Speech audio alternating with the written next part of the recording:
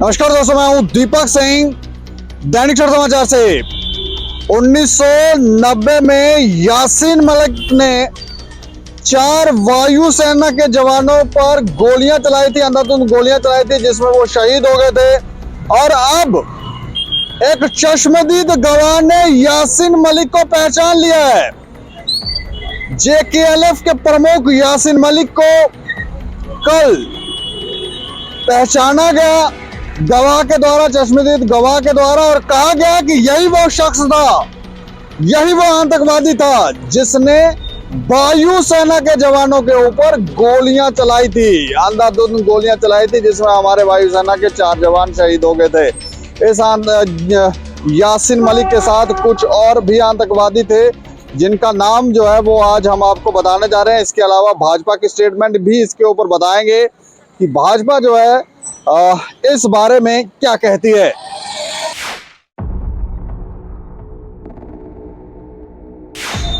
Jammu Kashmir liberation front यानी कि JKLF के प्रमुख यासीन मलिक ने अपना फेरन उठाकर हथियार निकाला और भारतीय वायुसेना कर्मियों के एक समूह पर अंधाधुंध गोलियां चला दी। एक प्रत्यक्षदर्शी ने बृहस्पतिवार को सीबीआई की विशेष अदालत के समक्ष ये गवाही दी है और बताया कि 25 जनवरी 1990 को श्रीनगर में क्या हुआ था। हमले में वायुसेना के 4 कर्मियों की मौत हो गई थी। वायुसेना के पूर्व कर्मी राजवीर उमेश्वर सिंह आतंकी हमले में बच गए थे। उन्होंने अदालत कक्ष में मलिक को मुख्य हमलावर बताया। मलिक दिल्ली की तिहाड़ जेल से वीडियो के जरिए अदालती कार्रवाई में शामिल हुआ, जहां वो 2019 से कैद है। श्रीनगर के बाहरी इलाके रावलपुरा में 25 जनवरी 1990 को हमले में स्क्वाड्रन लीडर रवि खन्ना सहित 4 जवानों की मौत हो गई, जबकि 40 लोग घायल हो गए थे। भारतीय वायुसेना के कर्मचारी ड्यूटी के लिए पुराने श्रीनगर हवाई क्षेत्र में अपने वाहन का इंतजार कर रहे थे, तभी वो आतंकवादियों की गोली की चपेट में आ गए। मलिक और 5 अन्य के खिलाफ 31 अगस्त 1990 को जम्मू में टाड़ा अदालत के समक्ष आरोप पत्र दाखिल किया गया।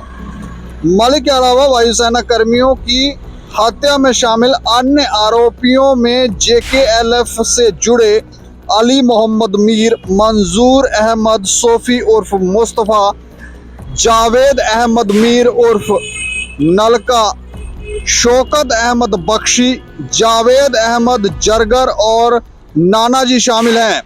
सीबीआई की वरिष्ठ लोक अभियोग मोनिका कोहली ने कहा, ये मामले में एक महत्वपूर्ण घटनाक्रम है।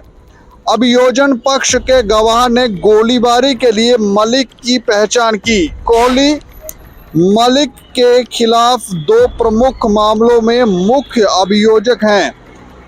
एक मामला 1989 में तत्कालीन केंद्रीय गृह मंत्री मुफ्ती मोहम्मद सईद की बेटी रूबिया सईद के अपहरण का है, जबकि दूसरा भारतीय वायुसेना कर्मियों की हत्या का है। मलिक को चश्मदीद गवाह से जिरह करने का प्रस्ताव दिया गया था, लेकिन उसने इनकार कर दिया और अदालत में प्रत्यक्ष रूप से पेश किए जाने पर जोर दिया। 34 वर्ष बीत चुके जब कश्मीर घाटी में 4 भारतीय वायुसेना के जांबाज जवानों और विशेषकर स्क्वाड्रन लीडर रवि खन्ना, जिनकी बहुत बेदर्दी निर्ममता के साथ दिन दहाड़े हत्या कर दी गई थी, और हत्या करने वाले जो लोग थे वो देश और विदेश में स्वतंत्रता सेनानी बनकर यहाँ की प्रजातंत्र और शांति के नाम पे ज्ञान बांटते फिर रहे थे। एफआईआर भी थी, चालान भी थी, लेकिन कहीं ना कहीं कमी थी तो सक्षमता की और राजनीतिक एक मंशा की, पॉलिटिकल विल की। लेकिन वर्ष 2014 में मजबूत मंशा और मजबूत पॉलिटिकल विल वाली सरकार आई, जिसने कहा कि जीरो टॉलरेंस टुवर्ड्स टेररिज्म। आखिरकार ये आईएफ जो पर्सनल्स का जो मर्डर केस ये खुला, इसमें तेजी आई, इसमें व्यापकता आई। आज एक गवाह ने यासिन मलिक की शनाख्त की है, आइडेंटिफिकेशन की है।